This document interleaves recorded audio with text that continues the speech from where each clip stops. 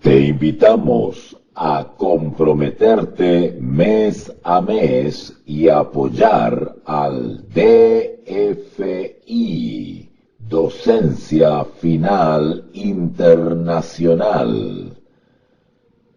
Tu donación es nuestro salario.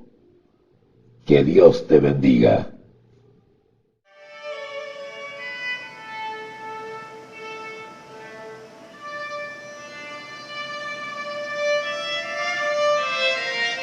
Gracias, mi querido Kevin, por esos saludos, y también a mi amigo César Bernabé desde Antofagasta, Chile. Bueno, vamos a iniciar. Estuve ausente durante un par de días, ya que, como todos saben, pues a veces tengo que viajar, ¿verdad? Por algunos compromisos personales, familiares, pero bueno, aquí estamos otra vez, gracias a Dios, retomando la serie de comentarios y análisis a la segunda carta del apóstol Pablo a Timoteo. Así que hoy nos corresponde avanzar con este capítulo 3 de segunda de Timoteo. ¿Ok? No lo vamos a ver todo el capítulo, son 17 versículos. Vamos a avanzar un poquitito, yo creo que hasta el versículo 5. ¿Por qué he decidido solamente hasta el versículo 5 analizar? Porque se nos va a ir el tiempo en 5 versículos. Hay tanto que comentar en estos pequeños 5 versículos. Así que yo creo que nos vamos a tomar una hora para analizar solamente estos textos. Así que pues mañana debería yo iniciar la segunda parte de este capítulo 3, ¿ya? El carácter de los hombres en los postreros días. Vamos a aclarar un poquitito eso del carácter. ¿Qué es el carácter? Lo he explicado 1000 veces en mis transmisiones, pero noto a veces que es necesario estar repasando esto, porque parece que las personas escuchan a otros expositores y terminan confundidas otra vez. Entonces me toca la labor de deshacer la confusión que se genera en otros lugares y poder otra vez traer a terreno a los estudiantes. Así que vamos a aclarar eso del carácter, porque mucho se habla y se limpian la boca con el carácter, ¿no es cierto? Es que tú no tienes el carácter de Cristo, dicen. ¿Han escuchado eso? Ay, hay que perfeccionar el carácter. Lo que pasa es que tenemos que desarrollar el carácter. Pero, ¿qué es el carácter? ¿Carácter es tener mal humor? ¿Carácter es ser directo para hablar? ¿Decir las cosas como son? ¿Carácter qué es lo que es? ¿Ser sumiso? ¿Mudo? ¿Alcahuete? ¿Qué es tener carácter? ¿Hablar suave? ¿Ser siempre amoroso? ¿O decir las cosas como son? ¿Qué es tener carácter? Bueno, vamos a desmitificar un poquito y vamos a aclarar la esencia de lo que la Biblia enseña que es tener carácter. Porque Pablo describe caracteres de los hombres. Caracteres deseables y caracteres indeseables. Vamos a ver de qué se trata eso. ¿Ya? Ok. Vamos a hacer una pequeña oración entonces para iniciar este análisis que va a estar bien interesante. Oremos. Bendito Dios y Padre, gracias en esta hora maravillosa que nos brindas, que nos regalas por tu misericordia, para poder nuevamente reservar tiempo para estas cosas que realmente convienen y hacen bien estar pendiente. Gracias porque nos disponemos a escudriñar la palabra sagrada y queremos comprenderla y queremos recibirla de todo corazón, rogando que esta enseñanza y este comentario pueda llegar a los oídos de quienes realmente necesitan aprender y comprender la Biblia, rogando que la presencia del Espíritu Santo se haga presente y nos pueda iluminar y fortalecer. Te lo agradecemos y pedimos en el nombre de Jesús. Amén y amén. Bueno, vamos a iniciar entonces los comentarios al capítulo 3 de segunda a Timoteo. Así que espero que pongan mucha atención desde el principio para que no se pierdan nada de lo que vamos a analizar ahora. En la maravillosa versión en español Reina Valera 1960, el capítulo 3 de segunda Timoteo comienza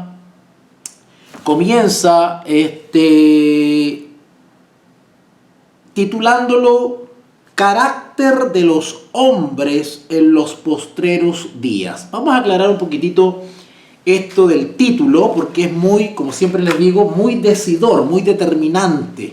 ¿Ok? El título, disculpen, pero hace mucho frío y eso me genera algún tipo de congestión y de molestia en la garganta, en la nariz, así que disculpen.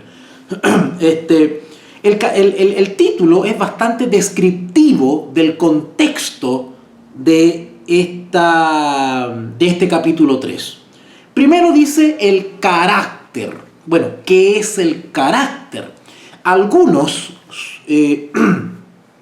básicamente, sencillamente, superficialmente, asumen que el carácter tiene que ver solamente con el temperamento, ¿no es cierto? La manera de ser, dicen así como de manera muy general, muy abstracta, como muy subjetiva, ¿no? La manera de ser, es su carácter. ¿No han escuchado ustedes cuando se dice sacó el carácter del papá, ¿no es cierto? Sacó el carácter de la mamá, ay, déjalo, es su carácter, ¿no es cierto?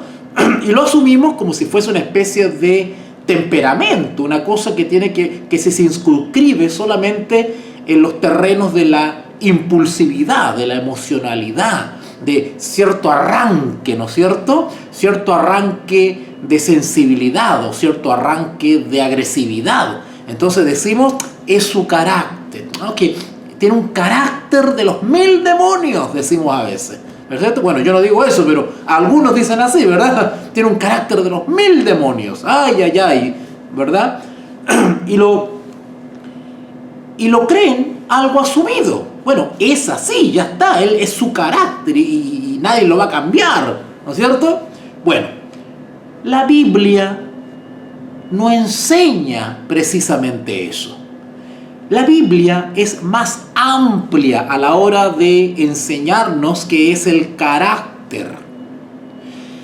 Quienes están familiarizados o vienen de la cultura así llamada verdad presente, pues es común escuchar esto del carácter, el carácter de Cristo, ¿no es cierto? La perfección del carácter. Y un asunto muy teórico. O sea, quienes venimos de esa cultura de la verdad presente, pues para nosotros es muy familiar escuchar esas frases, esos textos donde se habla la perfección del carácter, el carácter de Cristo, ¿no es cierto?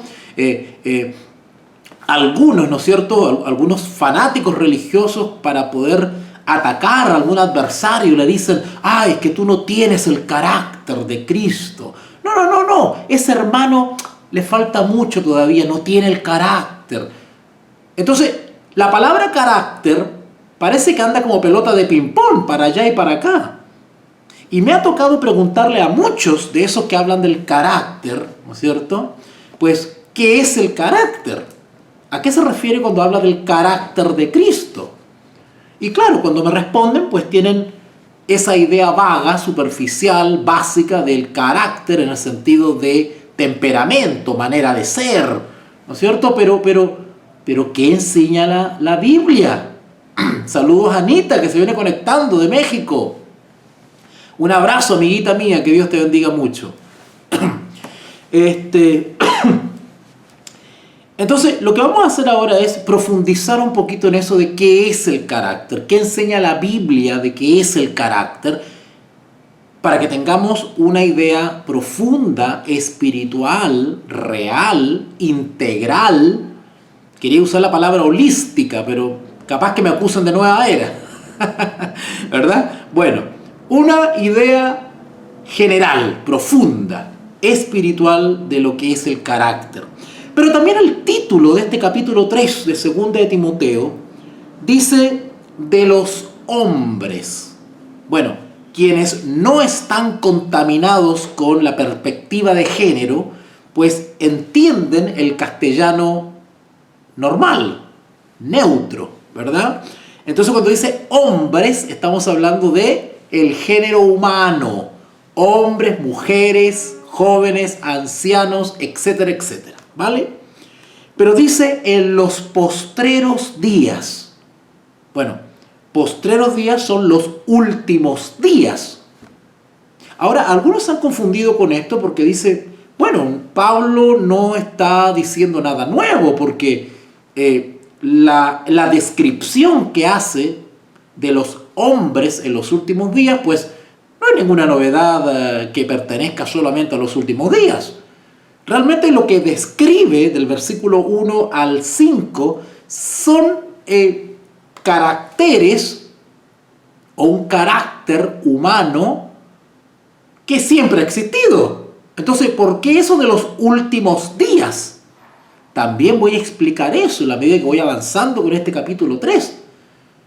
Porque la descripción que hace Pablo del carácter de los hombres en los últimos días es una descripción bastante general. O sea, egoístas han habido siempre, implacables han habido siempre, vanagloriosos han habido siempre, soberbios han habido siempre.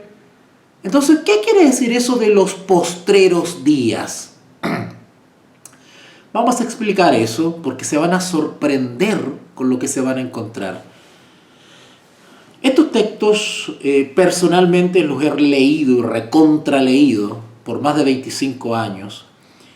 Y hoy día, repasando estos textos, me fui encontrando con más novedades que no había visto en lecturas anteriores. Y yo los invito a que ustedes repiensen o redescubran estos textos sencillos que ya los dimos por pasados, que ya los sabemos, que ya sabemos qué significan, a qué se refiere. Fíjense que no es tan así. Fíjense que con más de 25 años de profesor bíblico y de obra misionera, de misionero, donde he dado literalmente cientos de estudios bíblicos, cientos de seminarios y conferencias bíblicas, he leído y recontraleído estos textos siempre, y sin embargo, cada vez que los leo les extraigo más detallitos y más detallitos que van complementando el aprendizaje. Y eso es profundizar. ¿Por qué? Porque quizás la primera vez que leí estos textos fue hace 20 años, o 24 años, o 23 años, y al leerlos ahora, después de todo ese tiempo, pues ya soy otra persona, con más experiencia, con más capacidad reflexiva, quizás con más cultura, con más experiencia, con más avatares. Y ya el texto no suena igual, ya el texto no sabe igual.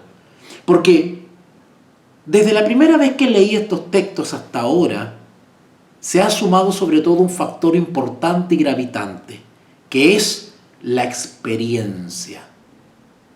No es lo mismo haber leído estos textos al principio de tu caminar como creyente a leerlos ahora.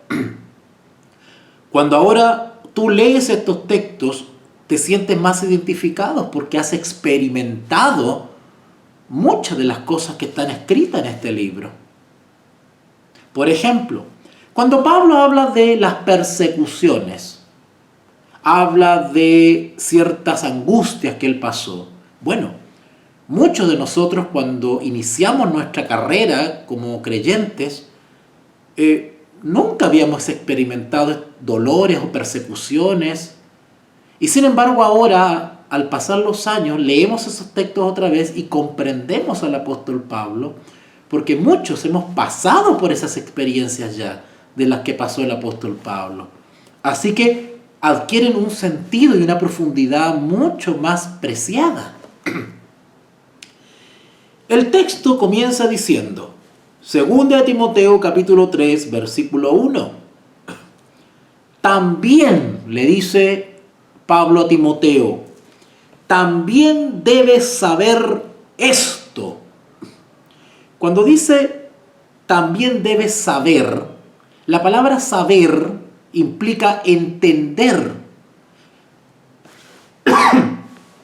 La palabra saber implica adquirir cierto conocimiento, cierta luz, cierta información, recibir cierta información, saber, ¿cierto? Pero en la palabra de Dios las cosas se entienden espiritualmente, más profundamente, no superficialmente. Yo personalmente soy un enemigo de la lectura superficial. La lectura debe meditarse, debemos reflexionar respecto a las expresiones bíblicas para poder adquirir la sustancia del texto. Y hay un peligro, desde el punto de vista profético, hay un peligro al ser lector superficial. Recuerden esas citas del espíritu de profecía donde dice: los lectores superficiales que no están anclados en ningún lugar, ¿verdad?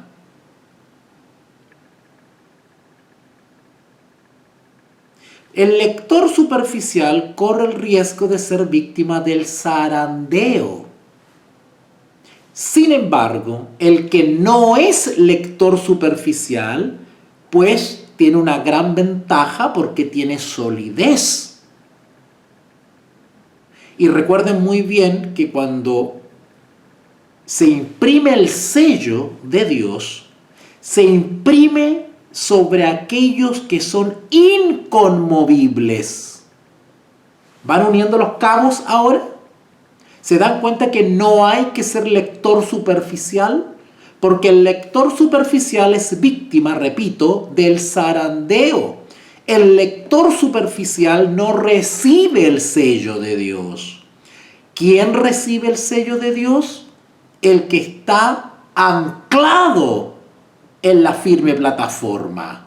El que es inconmovible, intelectual y espiritualmente. Así que vamos a ponernos toda la armadura de Dios para poder comprender estos textos. Así que cuando Pablo le dice a Timoteo, también debes saber, es decir, debes comprender, no solamente recepcionar cierta información, cierto dato teórico, sino que comprender, entender lo que te estoy diciendo.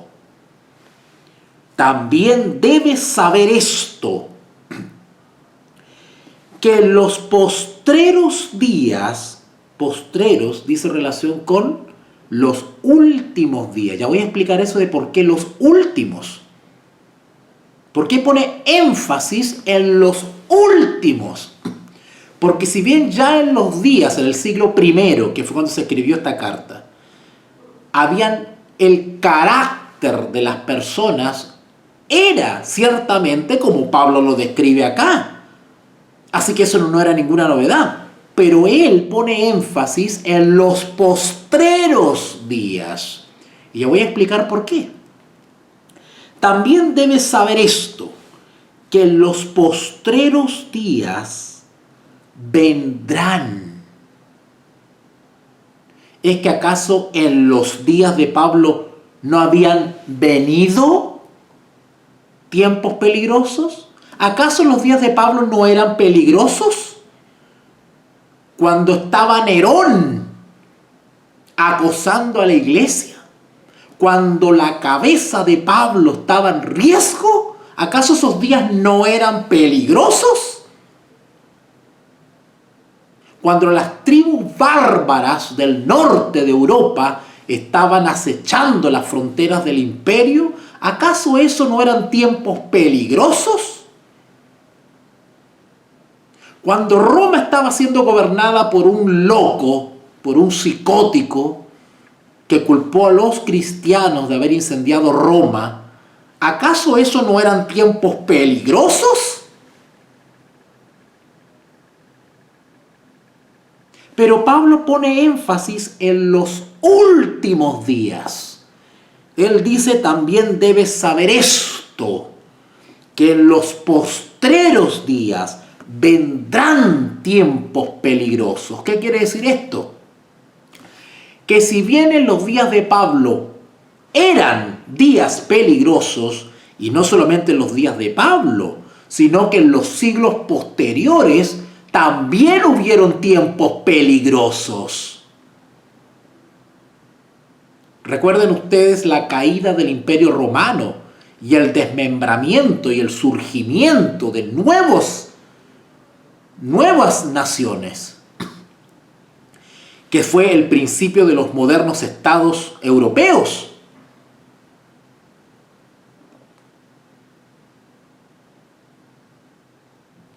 Recuerden ustedes el periodo del oscurantismo. Bueno, ¿y para qué voy a seguir repasando la historia? Ustedes la conocen. Siempre han habido periodos más oscuros que otros, pero ciertamente peligrosos. Pero Pablo dice, en los últimos días habrán tiempos peligrosos. ¿Qué quiere decir esto? Muy sencillo. El énfasis está puesto en los últimos días porque la misma maldad que se ha manifestado en todos los tiempos tendrá un cariz notorio, especial, peculiar, distinto. Y aquí voy a decir una palabra clave: más intenso. El carácter de los hombres en los postreros días será aún más degradado, más peligroso. ¿Qué cosa es lo peligroso? No el carácter deforme de los hombres de los últimos días, no el carácter perverso de los hombres de los últimos días, sino la intensa bajeza del carácter de los hombres en los últimos días. Es decir, lo peligroso tiene que ver con algo cualitativo. Es la calidad de la corrupción, lo espeso, lo brumoso, lo oscuro, lo vil del carácter. O sea, si hubieron tiempos peligrosos en los tiempos de Pablo, donde se ha manifestado a lo largo de la historia la crueldad humana, eso solamente es un pálido reflejo de lo que serán los hombres en los últimos días. Ustedes han escuchado esas frases que dicen de que las persecuciones de Roma serán superadas. ¿Han escuchado ustedes esa frase por ahí? ¿Han escuchado ustedes que las persecuciones se repetirán? ¿No han escuchado ustedes esa frase que dice Roma tiene puesta la mira en el restablecimiento de su poder, donde las persecuciones serán más que superadas? ¿Han escuchado ustedes esas frases? ¿Han escuchado ustedes eso de que tiempo de angustia cual nunca fue? ¿Han escuchado ustedes esa otra frase que dice, ni la imaginación más fecunda alcanza a percibir lo que viene en estos últimos días? Bueno, todas esas expresiones que ustedes las conocen están describiendo el énfasis de la maldad en los últimos días que superará todo lo malo que han visto anteriormente. Por eso Pablo dice, también debes saber esto, comprender que en los postreros días vendrán tiempos peligrosos. Es decir, el peligro se expresará en su máxima expresión. Pero quiero añadir otra cosa. Cuando Pablo dice vendrán tiempos peligrosos, cuando dice peligrosos se está refiriendo simplemente a días tristes, días penosos, días bajos, días duros, días como nunca lo hemos vivido, o la historia lo ha registrado. Pero esto de vendrán tiempos peligrosos no solamente tiene que ver con cosas externas. No tiene que ver esto con expresiones de maldad.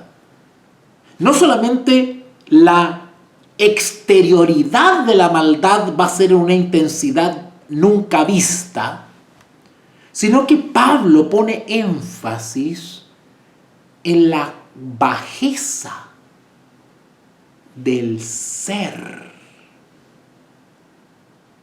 ontológico. El énfasis de Pablo no está en la maldad exterior.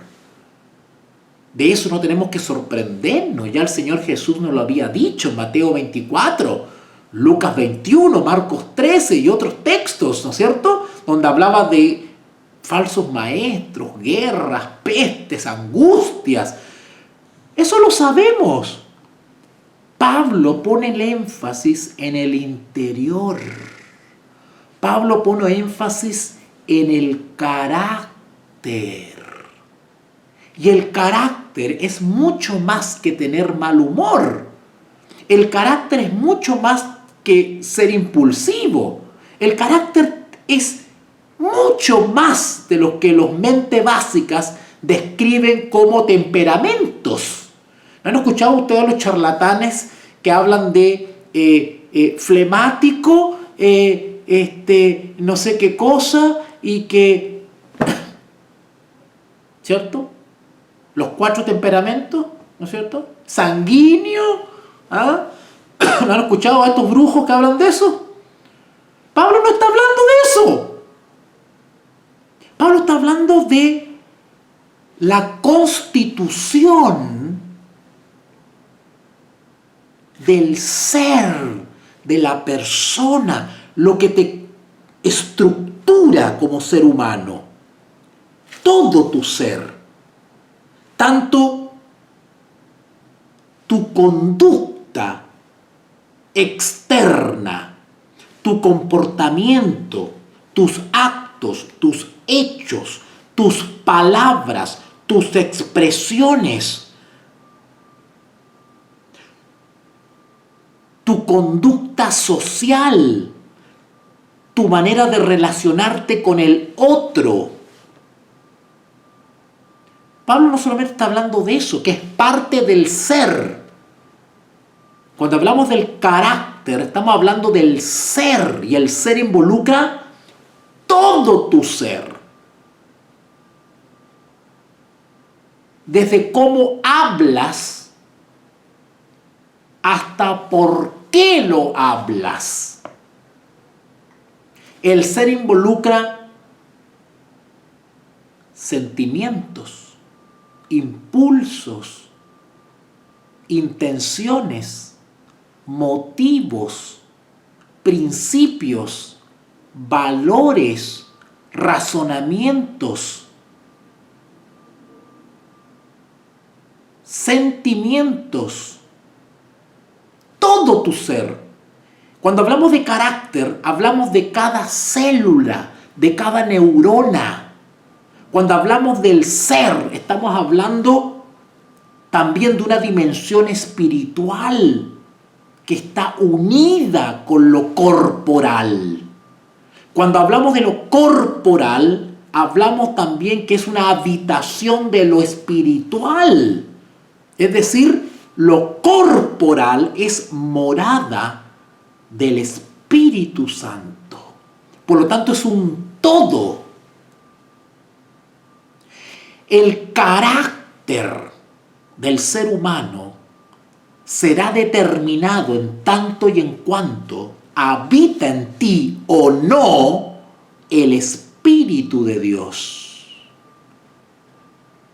Si en ti no mora el Espíritu de Dios, manifestarás un carácter ciertamente ajeno a la Escritura. Pero si en ti habita el Espíritu Santo, manifestarás un carácter en concordancia con el ideal de Dios. ¿Me vas entendiendo? ¿O tengo que explicar con más manzanas y más peras? El que tiene oído, oiga.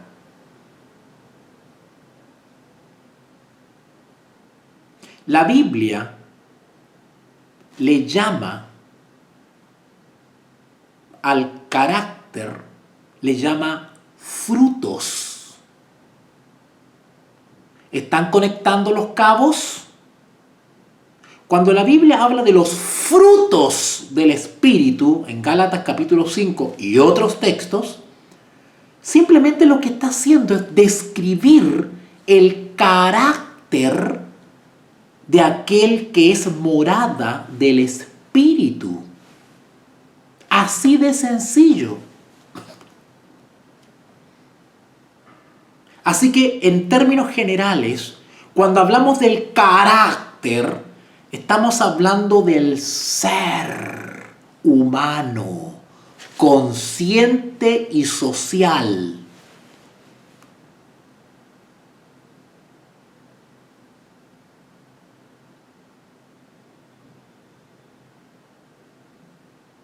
Hay un aspecto sociológico del carácter y dice relación con mi contacto con otros congéneres, pero hay un aspecto interior, espiritual, y ambos deben yuxtaponerse, enlazarse, enyuntarse, coligarse, unirse, ensamblarse, coincidir.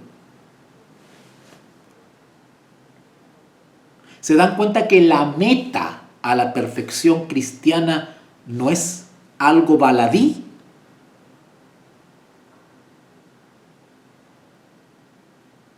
Por eso que este servidor se indigna cuando escucho hablar del carácter, el carácter. Yo le preguntaría a toda esa gente si sabe lo que es el carácter. Se van a sorprender de lo que les voy a explicar ahora. También debes saber esto, que en los postreros días vendrán tiempos peligrosos. Ahora, esto de peligroso, que si ustedes leen otras versiones bíblicas, especialmente mi versión favorita, que es la Biblia de Jerusalén, entre otras, ustedes van a darse cuenta que ahí la palabra peligroso también se puede traducir como tiempos duros o tiempos penosos. ¿En qué sentido tiempos duros y penosos? Vuelvo a repetir, el apóstol Pablo pone más énfasis en lo interior, en el aspecto espiritual, que el aspecto externo. Aunque cuando hablamos de carácter, hablamos en todo el sentido del ser, la manera de ser como ser humano, como persona, como individuo, como ente consciente y social. Ahora, ¿por qué Pablo hace esta advertencia?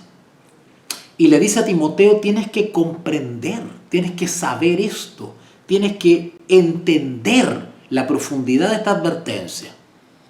Y comienza a decir lo siguiente, y acá viene lo tremendo, afírmense de ahí del asiento, del sillón donde están. Versículo 2, 2 Timoteo capítulo 3, versículo 2. ¿Por qué debes comprender esto, Timoteo? Porque habrá hombres.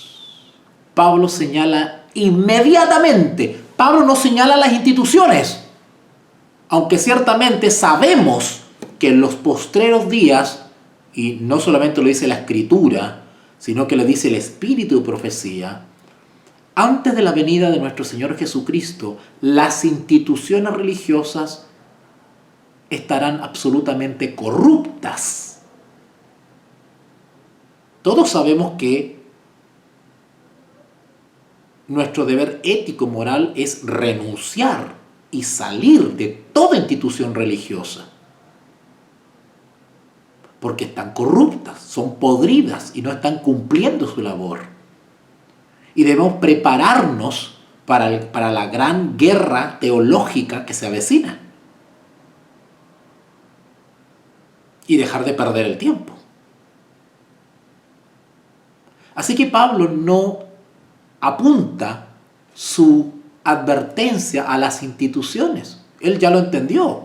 Pablo entendió eso de las instituciones. De hecho, él fue echado de una organización. Todo sierva de Dios sabe que si somos fieles, terminaremos fuera de las instituciones establecidas. Eso es natural al que es leal a la verdad. Así que Pablo tenía claro eso. Timoteo lo tenía claro. Así que Pablo no apunta a la institución religiosa, no apunta a la sinagoga, no apunta al Imperio Romano.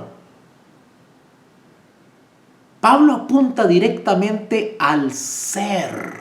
Pablo apunta a la persona. Pablo apunta al ser humano. Porque habrá hombres, es decir, género humano, hombres y mujeres, niños, jóvenes y ancianos. Porque habrá hombres, ahí apunta.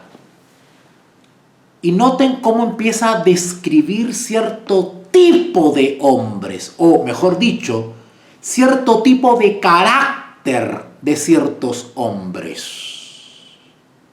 Ahora,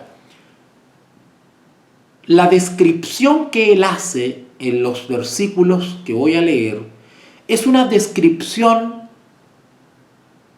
referencial.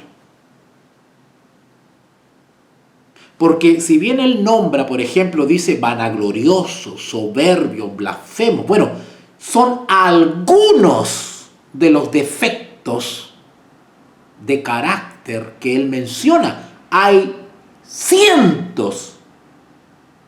Y que evidentemente no lo iba a poner acá en la carta, pero nos da como referencia para que distingamos quiénes son los que carecen del ideal de Dios en su carácter. Y nombra algunos problemas de carácter de quienes Dios aborrece, ciertamente. Porque habrá hombres amadores de sí mismos. ¿Qué quiere decir esto de amadores de sí mismos? Bueno, amadores es amar. Amadores es amar. Estas personas que están descritas acá, de manera muy general les puedo decir que estas personas no practican, y no solamente no practican, sino que no son movidos por un principio establecido en la ley de Dios. La ley de Dios establece un principio hermoso que es el amor al prójimo. Bueno, ese principio no está establecido en estas personas que describe Pablo, porque son amadores no del prójimo, sino que solamente son amadores de sí mismos. Acá hay un egoísmo que no se ha desarraigado. El que ha desarrollado el principio del amor al prójimo es productor de otros frutos, como la abnegación. Porque la persona que es abnegada, es decir, manifiesta un fruto o una evidencia de que el Espíritu de Dios está en él, es que es abnegado, es decir, se niega a sí mismo, se sacrifica a sí mismo por otro. Ese es un abnegado. El abnegado se abstiene a sí mismo para entregar al prójimo, para deberse al prójimo. El abnegado pone en primer lugar al hermano. Sigue el mismo principio que imperó en Jesús, que se negó a sí mismo por amor a otro. el mismo principio de carácter, es decir, de la forma de ser de Jesús, es manifestada en sus hijos. ¿Cuál es el carácter del enemigo de Dios? Que es amador de sí mismo, que no es abnegado, no está dispuesto a negarse a sí mismo por amor a otro. ¿Se dan cuenta que son caracteres distintos? Jesús no era amador de sí mismo, pero Pablo describe una clase de ser humano que es amador de sí mismo. Y ya van a ver ustedes para dónde voy, porque se van a caer de la silla con lo que les voy a decir después. Vayan anotando todo lo que estoy diciendo. No solamente son amadores de sí mismos con todo lo que acabo de explicar y lo que conlleva, sino que dice que son avaros. Bueno, esto no hace falta ni explicarlo. Ser avaro, ¿cierto?, es tener un afecto irresistible al dinero. Yo no estoy diciendo que el dinero sea malo en sí. Yo no estoy llamando a ir a vivir allá en la pobreza y en la miseria. No. Acá estoy hablando de un tipo de persona que es corrupta. Tienen precio. Se venden. Se venden al mejor postor. El dinero los seduce, los tienta, los corrompe, los hace dudar. La obtención de ganancias los mueve, los confunde, los zarandea, son avaros. Todavía saborean el dinero que pueden obtener y las ventajas que eso puede traer a una costa de traicionar, de transar los principios, de violar la conciencia. Eso implica avaro. En el fondo es corrupción. Después dice vanagloriosos. Vanagloriosos es una palabra compuesta que tiene que ver con vanidad, ¿verdad? Y jactarse en esa vanidad. De ahí gloriosos, es decir, la propia gloria, ¿verdad? El vanaglorioso, el vanidoso, procura granjearse gloria. Y eso es ser anticristo, porque es usurpar o quitarle la gloria que solamente merece el Creador de los cielos y de la tierra. ¿Acaso no dice Apocalipsis capítulo 14, temed a Dios y dadle gloria? Bueno, Pablo está describiendo un tipo de personas que son vanagloriosos. Se autogeneran gloria. ¿Vale? Vanaglorioso también puede describirse como la arrogancia.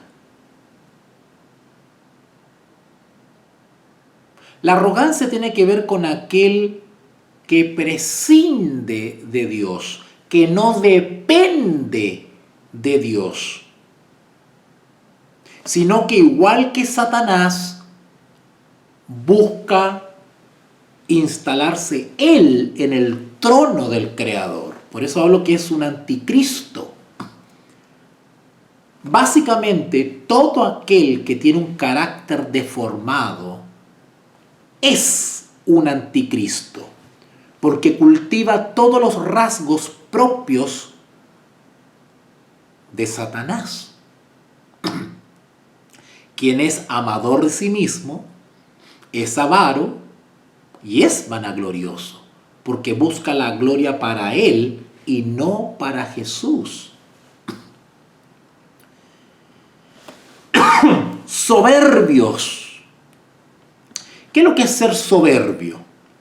Ser soberbio es ser altanero. Pregunta: ¿conocen ustedes algún personaje bíblico que haya sido altanero? ¿Qué le pasó a Faraón en los tiempos de Moisés? ¿Qué le pasó al rey Nabucodonosor? Altanero, son los altivos.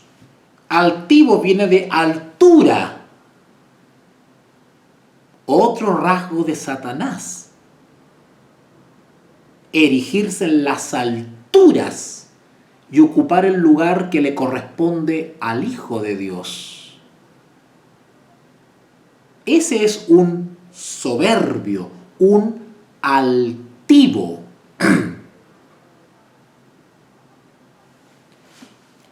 Y ahora viene algo acá. Blasfemos.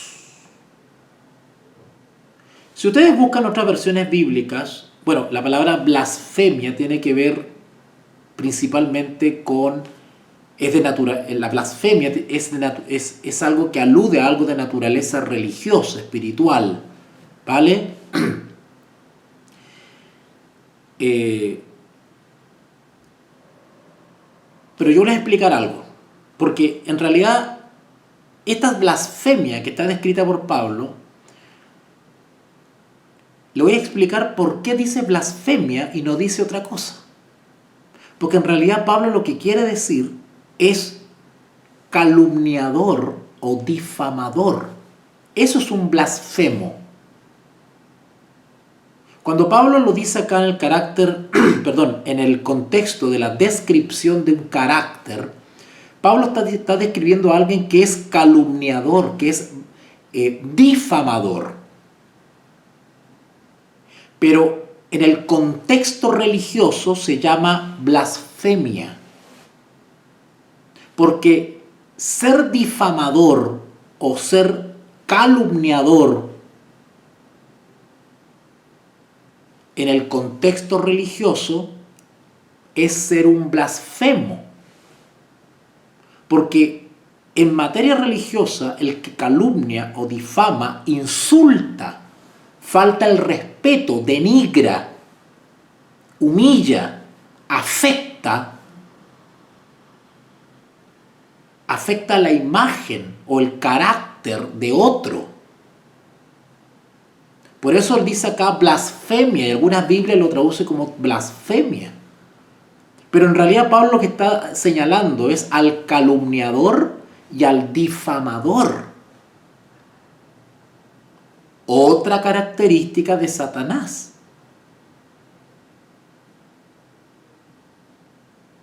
¿Se dan cuenta que lo que estamos describiendo no es el carácter de Cristo? Estamos describiendo el carácter del anticristo manifestado en los hombres. Impresionante. Es decir, los hombres o reflejamos el carácter de Jesús o el carácter de Satanás. No hay medias tintas. Y lo que está describiendo Pablo y que constituye una advertencia que le hace a Timoteo es la descripción del carácter del diablo. Por lo tanto, raya para la suma, los hombres y mujeres que manifiestan estos rasgos de carácter son representantes del diablo aquí en la tierra. Son sus hijos, son anticristos.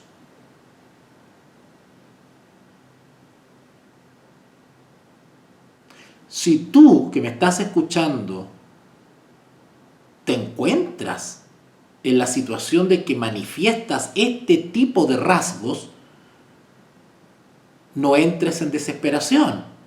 Jesús está en el santuario celestial en estos momentos intercediendo por ti. Y es hora de despertar y arrepentirse de todo corazón y pedirle a nuestro Señor que envíe su Santo Espíritu para que more en nosotros, barra la casa, la limpie, nos santifique y nos elimine esos rasgos que están ahí. ¿Qué es un calumniador? ¿Qué es un difamador? Son dos cosas levemente distintas. Un calumniador o calumniar es aquel que le atribuye al prójimo ciertos actos o ciertas conductas que son falsas, que no se pueden verificar, que no se pueden probar.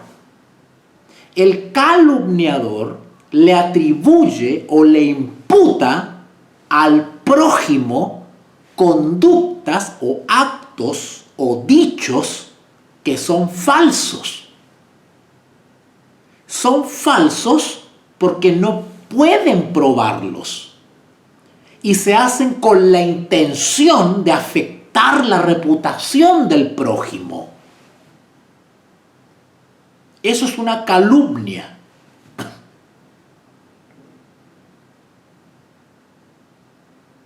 ¿Qué es difamar? Bueno, difamar es muy parecido a calumniar, pero ¿cuál es el matiz que lo diferencia de la calumnia? La difamación es una calumnia realizada públicamente, con publicidad. Es una calumnia que se esparce, es una calumnia que se hace correr, que sale del ámbito privado o del conflicto personal y trasciende públicamente, hoy diríamos con publicidad, con propaganda, mediático. Esa es la difamación. La difamación tiene como propósito destruir la buena fama, ¿no es cierto? Destruir la reputación públicamente, masivamente, de un prójimo. Esa es la difamación. Es cuando se da eco, cuando se multiplica masivamente una calumnia. Bueno, eso es un rasgo de carácter de Satanás. Y los hombres descritos acá reflejan el carácter de su padre, el diablo. ¿Es correcto lo que estoy diciendo o me estoy inventando esto? Porque si estoy equivocado, yo con mucho gusto puedo recibir alguna corrección. Desobedientes a los padres. Bueno, esto no tengo ni que explicarlo. Algo de esto vimos en los capítulos anteriores y en Primera de Timoteo cuando lo estudiamos. Que los desobedientes a los padres son aquellos que manifiestan desdén, desprecio, que en vez de mostrar su carácter cristiano para con sus propios padres y familiares, que son sus primeros prójimos, pues prefieren hacerse los lindos repartiendo sanguchitos a los pobres, regalando libros, ¿no es cierto? Hablando por YouTube. ¿Y los padres? ¿Y los padres? ¿Le has dado un testimonio poderoso de amor cristiano a tus padres? ¿Dónde están tus papás ahora? ¿Vas a esperar a que bajen al descanso sin haber recibido a Jesús como Señor y Salvador y tienen al mismo atalaya en la casa que habla por YouTube?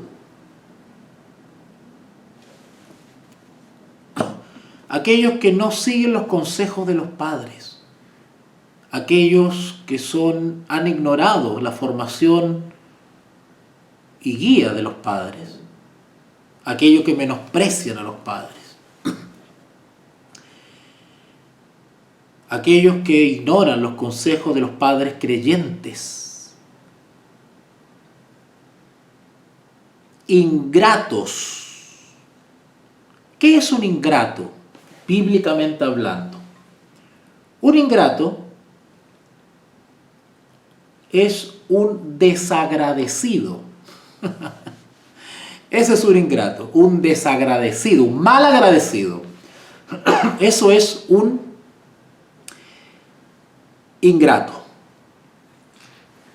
Le voy a contar una pequeña historia. Antes de ser creyente en el Dios verdadero, trabajaba en muchas cosas seculares, y una de esas cosas fue, estoy hablando cuando estaba adolescente, me dedicaba a ganar cierto dinerito en fiestas. Yo era una especie de disc jockey, entonces estaba a cargo de la música, ¿no es cierto?, de administrar la música ahí en los bailables, ¿verdad? Y yo me ganaba unos dineritos cuando era bien adolescente. Y por 4 años, 5 años había trabajado en eso. Y me pasó que una vez, bueno, y con mucho éxito, déjenme decirles, y una vez estando en una discoteca, yo estaba ahí en la caseta del disc jockey, estaba ahí yo con la música, qué sé yo. En ese tiempo no habían, no estaban los sistemas de disc jockey que hay ahora, ¿verdad? Yo trabajaba con esos cassettes de cinta, así que imagínense ustedes el tiempo que le estoy hablando. Pero así todo ha sido un buen trabajo, y me contrataban, y la gente bailaba y la pasaba muy bien. Y una vez se me acercó un joven, mucho menor que yo, y yo no sé qué hacía en esa fiesta, pero ahí estaba metido, y durante mucho tiempo me visitaba, y de hecho entraba a la discoteca, que no era una discoteca, era como un bar bailable o algo así, y entraba no para pasarlo bien, entraba para mirar cómo yo hacía mi trabajo, porque él quería ser también un disc jockey. Entonces iba a mirar al que él le parecía que era uno de los mejores. Y siempre miraba y me miraba y me miraba y me miraba, y estaba así como gato mirando para la carnicería, mirando como si yo fuese una especie de semidios. Hasta que un día pues ya me cayó bien y le dije, mira, ¿sabes qué? ¿Quieres ponerte un rato aquí y tú manejas la música? ¿Te parece? Yo te enseño. ¡Claro!, me dijo. Y ese joven empezó ahí a meter mano y qué sé yo, y yo empecé a descansar en él, ¿verdad? Y yo me dedicaba a conversar y a hacer vida social, y él se encargaba de la música porque aprendió de mí. Todo como yo lo hacía, mi estilo, mi manera y qué sé yo. Él copió mi conducta, copió mi manera de trabajar. Bueno, pasaron los años, yo ya me hice creyente, yo ya estaba en los caminos de Dios, y pues un día voy a comprar a un negocio por ahí, y en la fila veo a un hombre alto, y me queda mirando y me dice, Walter, ¿eres tú?, me dice. Y yo no tenía idea quién era, yo no lo conocí. Me dice, sí, le dije yo, soy yo. Soy Francisco, me dice. Y dije, ¿quién es este Francisco?, dije yo. Sí, ¿no te acuerdas de mí?, me dice. Sí, ¿te acuerdas de esa discoteca, de ese bar? ¿Te acuerdas cuando tú me enseñaste a esto, otro? Y me empecé a acordar de ese niño que iba y aprendió eso de mí. Claro, ya era un hombre grandote, qué sé yo. Y me dice, toma, me dice, estoy radicado en tal ciudad y esta es mi tarjeta, me dice. Una tarjeta. Claro, él con los años siguió en ese rubro y se dedicó a eso, y ahora era un empresario dedicado a las amplificaciones, a los eventos, a los grandes conciertos, a la música y todo eso. Claro, y me dijo, nunca me olvidaré de eso que me dijo, todo lo que soy ahora te lo debo a ti, porque me enseñaste todo lo que necesitaba. Claro, ahora él ya no trabaja con cassette poniendo la música en un bar, ahora él es un empresario dedicado al mundo artístico. Y a todos los que estaban al lado les decía, ¿saben quién es él? Él es mi maestro, él me enseñó, me decía. Se sentía muy orgulloso de haberme encontrado años después y yo me sorprendí, me dio una tarjeta y él era empresario y todo. Bueno, nunca más lo vi porque perdí la tarjeta y qué sé yo, pero les cuento esta historia porque hay que ser agradecido. No hay que avergonzarse. Este joven era un empresario, tiene 10 veces o 1000 veces más dinero que yo. Y sin embargo, en ese negocio no tuvo ningún reparo delante de todo el mundo de abrazarme, porque me abrazó efusivamente, me dio las gracias y le decía a todos, yo soy lo que soy gracias a él. Y así podría contarle muchas historias también de personas que han sido muy agradecidas. No han sido ingratos. Pero acá el apóstol Pablo le dice a Timoteo que habrán hombres ingratos, altivos, ¿verdad? Desagradecidos. Luego habla de impíos. Bueno, impío es una persona, impío es lo contrario a piedad. Es el polo opuesto a ser piadoso. Y el impío es aquel simplemente que ha desarraigado los principios de Dios de su vida. Pongan atención a lo que estoy hablando, porque los voy a hacer bajar de sopetón, afírmense de la silla. Pero pongan atención a las descripciones que estoy haciendo, del tipo de personas que Pablo está describiendo, que considera peligrosas. Estoy describiendo el carácter de ciertas personas que Pablo dice que son peligrosas y que tiene que tener cuidado. Y ya hemos visto ya que esta es la descripción del carácter del diablo manifestado en hombres. Son anticristos, hijos del diablo. Y Pablo advierte a Timoteo sobre ese tipo de persona. Y ya vamos a ver de dónde son estas personas. El impío, ya estoy pasado la hora ya, el impío es aquel que no es regido, su carácter no es movido por el temor a Dios. El impío es aquel que no es piadoso realmente. ¿Van captando para dónde voy? El impío es aquel que en realidad, en el corazón, su mente, su carácter no es piadoso, es impío. Y el impío es aquel que no está movido por los principios de Dios. No teme a Dios realmente. Ese es el impío. Luego dice, sin afecto natural. ¿Qué es no tener afecto natural? ¿Qué es no tener afecto natural?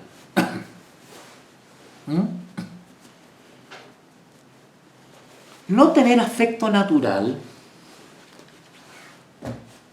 porque son dos palabras, afecto y natural.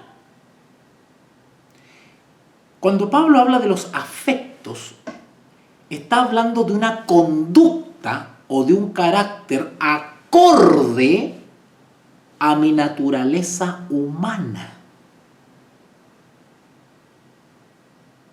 Pablo está apuntando a la normalidad respecto a los afectos de un ser humano.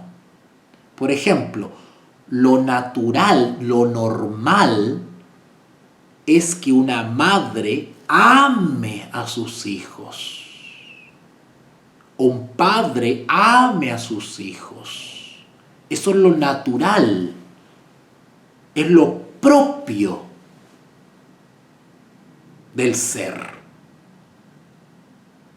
¿Verdad? Bueno, acá está hablando de un tipo de personas que han desarrollado cierta insensibilidad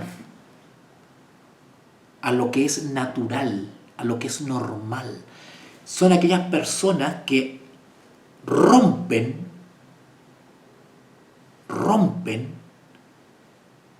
con el mismo ciclo natural, biológico. Su naturaleza la corrompen a tal punto que no actúan como humanos. Se han desarraigado tanto de lo que es propio de lo humano, de lo natural, que comienzan a actuar no como humanos, sino como animales. ¿Me están entendiendo? Es tal la degradación humana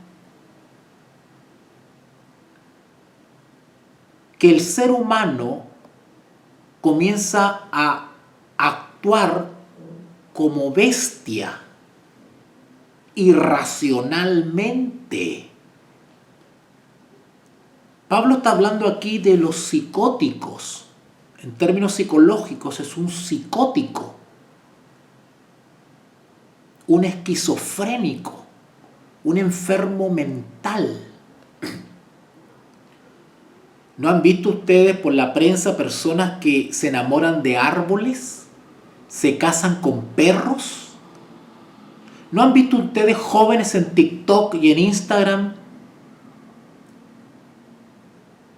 que se creen personajes de caricaturas de anime, de japonimación? ¿No han visto personas ustedes que se ponen arnés en la boca y se creen perros y les gusta que le pongan una correa y hacen marcha por las calles y se creen perros? Y no voy a seguir describiendo la degradación natural. Ustedes entiendan a lo que me refiero. Donde hay hijos que tratan a los padres de lo peor. Pongan atención a lo que estoy diciendo porque se van a pegar un chapuzón con agua fría. Lo que estoy describiendo, lo que está describiendo Pablo en realidad, es el carácter y la realidad del ser de cierto tipo de hombres que Pablo considera peligrosos. Y noten todo lo que hemos descrito ya. O sea, esto es perdóname la expresión, es la mugre de la mugre del carácter humano. Y eso que esto es referencial, nombra algunos defectos de carácter, no todo. Hay cientos de defectos de carácter y quizás miles. Estos que no tienen afecto natural son personas que no son racionales. Son personas que no actúan bajo una conciencia iluminada por el Espíritu.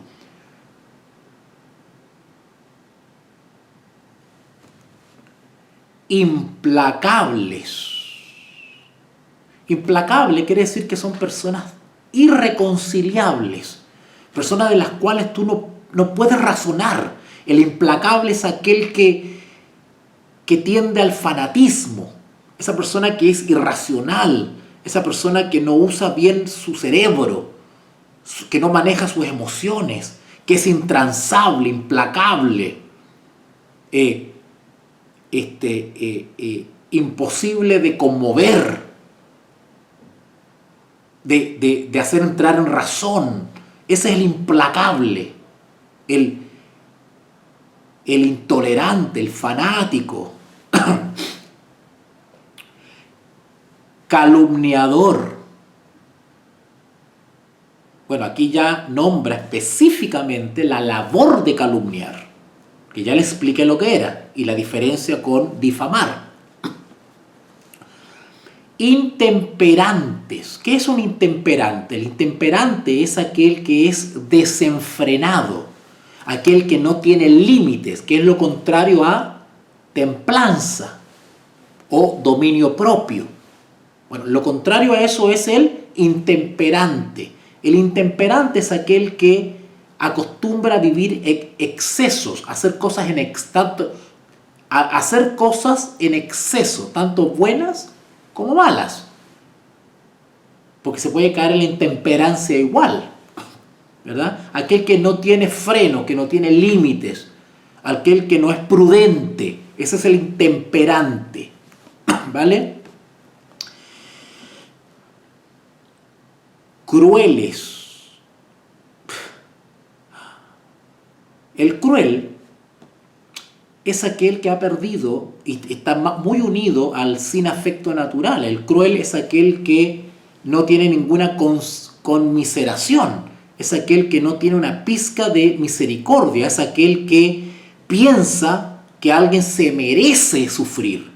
El cruel es aquel que es capaz de provocar un daño sin importar las consecuencias. El cruel es aquel psicópata que pierde toda humanidad,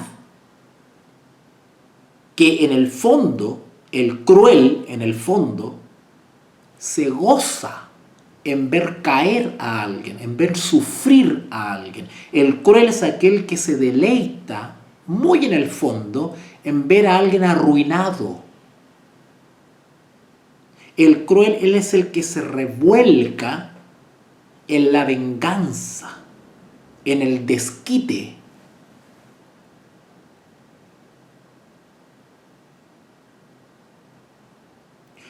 Vuelvo a repetir por cuarta vez, estoy describiendo el carácter del diablo, manifestado en hombres que Pablo considera peligrosos.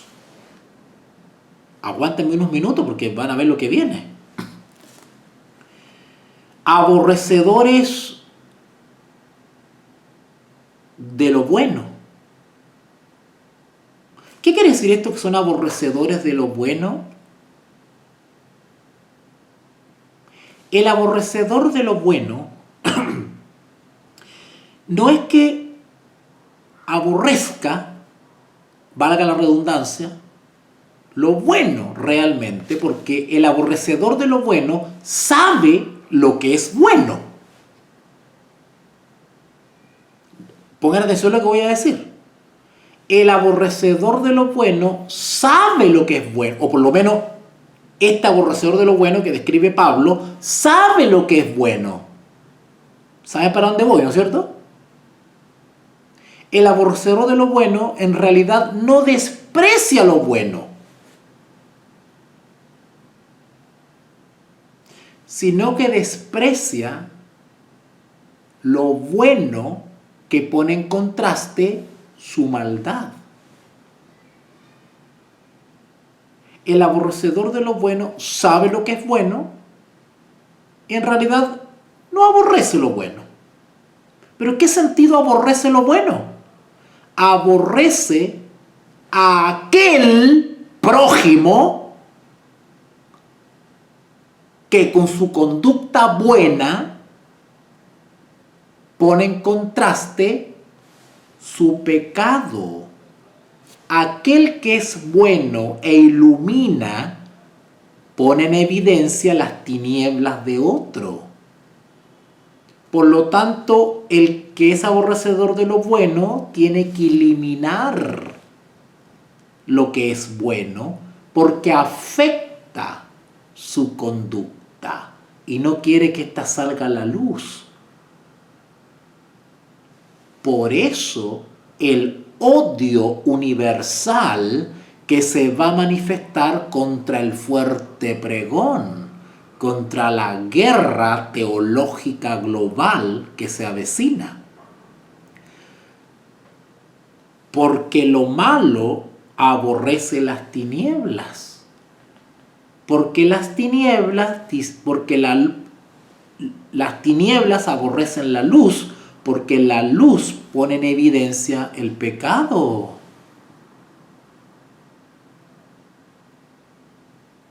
Por eso van a buscar eliminar la luz. Versículo 4. Traidores. ¿En qué sentido Pablo habla aquí de traidores? ¿Quiénes son los traidores? ¿En qué sentido traidores? Bueno, simple y sencillamente, yo creo que todos entienden igual, que el traidor es aquel que le da la puñalada por la espalda a otro, ¿no es cierto? Esa es como la idea que todos tenemos, ¿verdad? El traidor, ¿cierto? El que estaba con nosotros, pues después se volteó y se puso en contra de nosotros, ¿verdad? El que esperábamos que nos iba a apoyar y al final no nos apoyó, resultó ser un enemigo, ¿verdad? Esa es como la lógica simple que todos tenemos en el consciente, ¿verdad? El traidor, ¿verdad? El Judas. Pero este traidor que describe Pablo, ya estoy pasado en el tiempo, este traidor que describe Pablo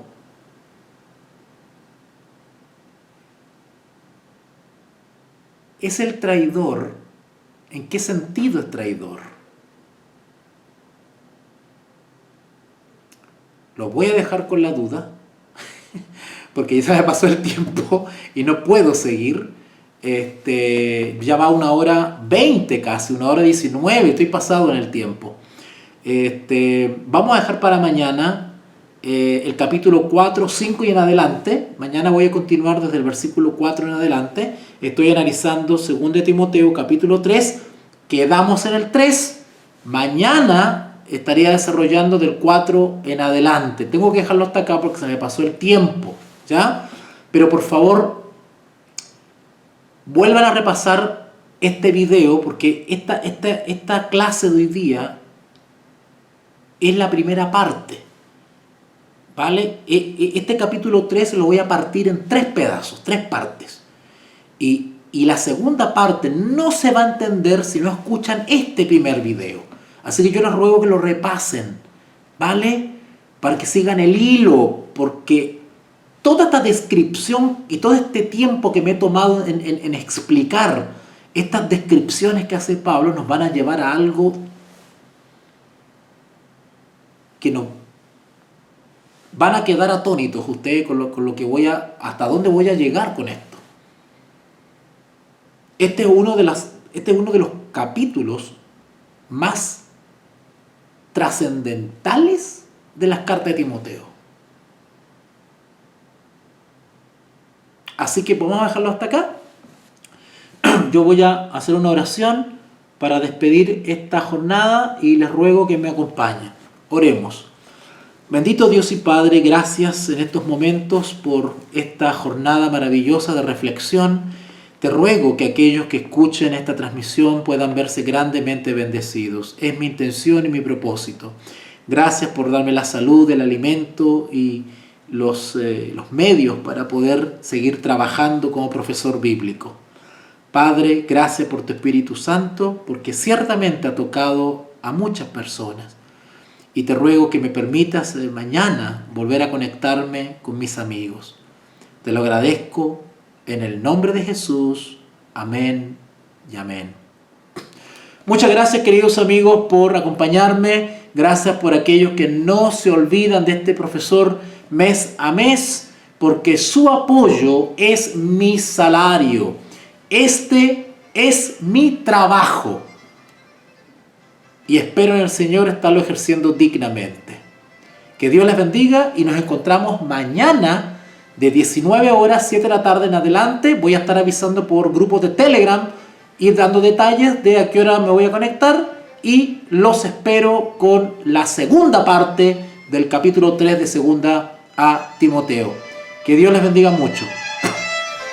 Te invitamos a comprometerte mes a mes y apoyar al DFI, Docencia Final Internacional. Tu donación es nuestro salario. Que Dios te bendiga.